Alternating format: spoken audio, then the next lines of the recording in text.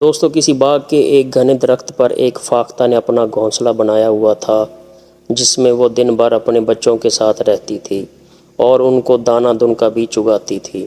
وہ بہت خوش تھی کیونکہ اب ان بچوں کے بالوں پر بھی نکلنے لگے تھے۔ ایک روز فاختہ کو اس کے بچوں نے بڑی پریشانی کے عالم میں یہ بتایا، ماں ایسا لگ رہا ہے کہ ہمارا گھونسلہ برباد ہونے والا ہے۔ آج اس باغ کا مالک اپنے بیٹے کے ساتھ یہاں آیا تھا اور اس سے کہہ رہا تھا کہ اب پھل توڑنے کا زمانہ آ گیا ہے۔ کل میں اپنے دوستوں کو ساتھ لاؤں گا اور ان کی مدد سے اس درخت کے پھل توڑوں گا۔ میرے بازو میں تکلیف ہے، اس لیے یہ کام تنہا نہیں کر سکتا، مجھے اپنے دوستوں کی مدد کی ضرورت ہوگی۔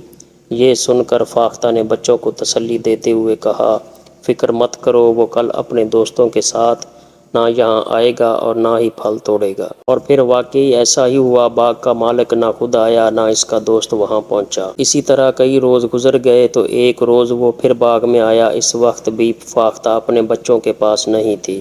اس نے درخت کے نیچے کھڑے ہو کر کہا، میرے دوستوں نے اپنا وعدہ پورا نہیں کیا، اس لیے میں یہاں سے پھل نہیں توڑ سکا، مگر کل میں یہ کام ضرور کر ڈالوں گا، کیونکہ اس بار انہوں نے آنے کا پکا وعدہ کیا ہے۔ جب فاختہ واپس لوٹی تو اس کے بچوں نے یہ بات فاختہ کو بتائی تو اس نے بے پرواہی سے کہا، بچوں تم پریشان نہ ہو، کیونکہ اس بار بھی نہ وہ خود آئے گا اور نہ ہی اس کے دوست آئیں گے۔ غرض اسی طرح یہ دن بھی گزر گیا اور فاختہ کے کہنے کے مطابق نہ باغ کا مالک وہاں آیا اور نہ ہی اس کا کوئی دوست۔ فاختہ کے بچے اب کچھ زیادہ ہی مطمئن ہو گئے تھے۔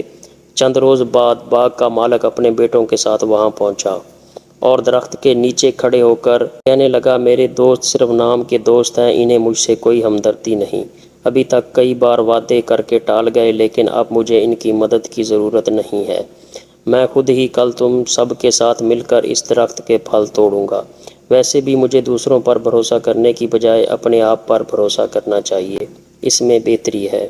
جب فاختہ نے یہ بات سنی تو وہ پریشانی کے عالم میں بولی، بچوں اب ہمیں فوری طور پر یہاں سے جانا ہوگا۔ جب تک باغ کا مالک دوسروں پر بھروسہ کر رہا تھا اس کا کام نہیں ہو رہا تھا، مگر آج اس نے خود پر بھروسہ کرتے ہوئے خود ہی پھل توڑنے کا ارادہ کیا ہے تو وہ ضرور کامیاب ہو جائے گا۔